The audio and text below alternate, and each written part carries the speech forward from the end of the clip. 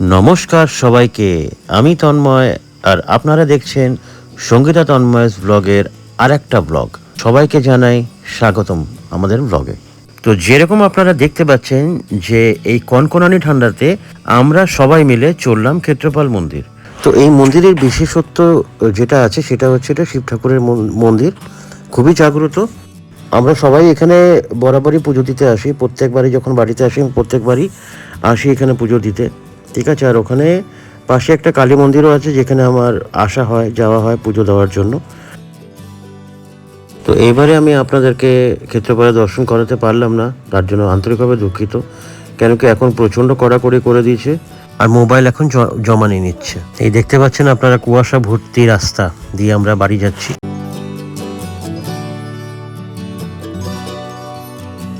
আর এটা হলো ঠিকই তার পরের দিনের ভিডিও, যখন আমরা হাওড়া স্টেশনে অপেক্ষারত অবস্থায় ছিলাম।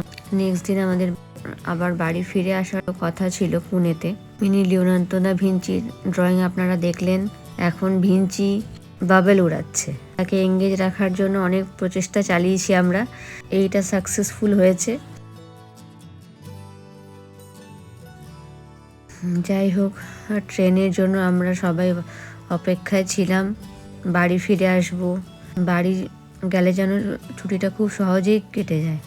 মনে হয় যে সময়টা একটু থেমে যেত, খুব ভালো হতো। যাই হোক, তো এই বিষাদ আর বেদনা পেরিয়ে শেষমেশ ট্রেনে করে আমরা যখন এই পাহাড়ের মাঝখান দিয়ে বাড়িতে যাচ্ছিলাম, মানে পুনেতে, বেশ সুন্দর দৃশ্য দেখতে দেখতে মনটা অনেকটাই ভালো হয়ে উঠলো। আর কি, এটাই তো জীবন, মানুষ, এই জীবন।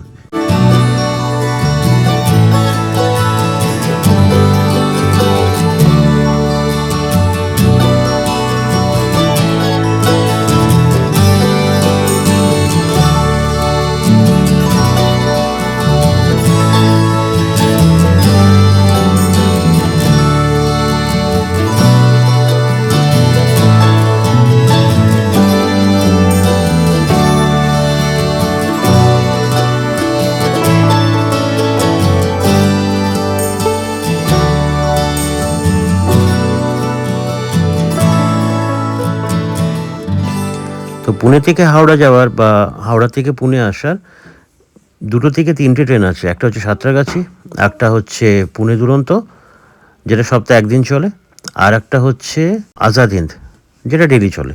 অ্যাজ ইউজুয়াল আমরা আজাদ হিন্দে এসেছিলাম, কেন কি তা আসার তাড়াহুড়ো ছিল, বেশি দিনের ছুটি তো আর পাইনি। প্রায় 8 দিনের মতন ছুটি পেয়েছিলাম। তারপরে আমরা কোনো রকমে তড়ি জড়ি করে আজাদ হিন্দে তৎকালে টিকিটটা কেটে আমরা এসেছিলাম, ঠিক আছে।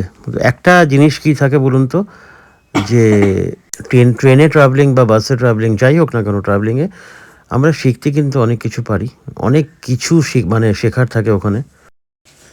তো এইবারে ট্রেন জার্নিতে আমাদের নতুন একটা এক্সপিরিয়েন্স হয়েছিল।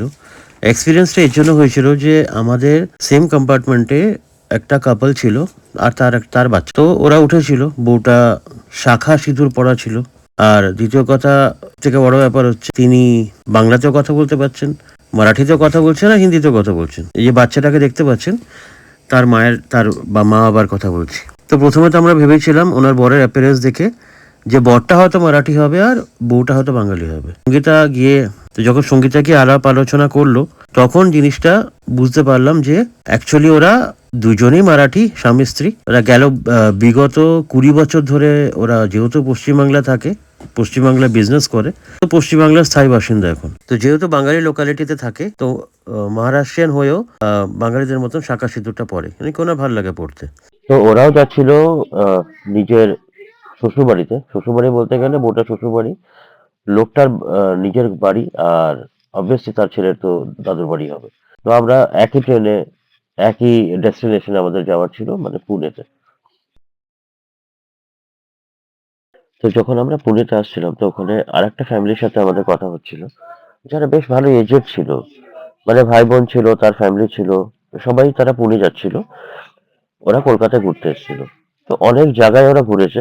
তো শুনেও খুব ভালো লাগলো যে চলো, যে মহারাষ্ট্র থেকে অ্যাটলিস্ট যায় আমাদের ওয়েস্ট বেঙ্গলে ওরা ঘুরতে।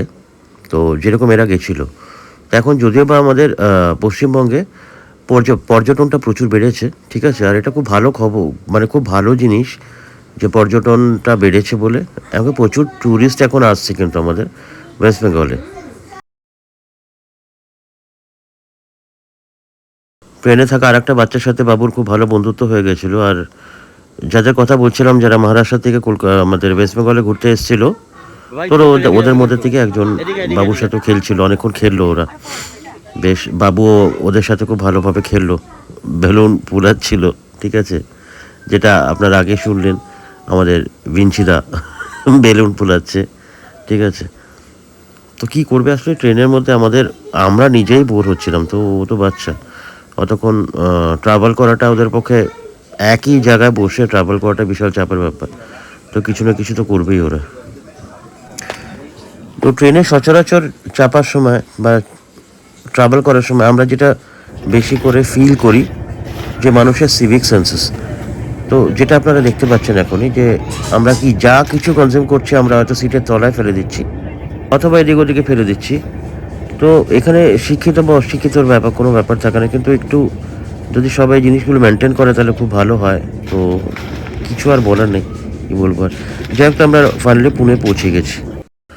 তো এতদূর পর্যন্ত আপনারা যদি দেখে থাকেন তাহলে আপনাদেরকে অসংখ্য ধন্যবাদ।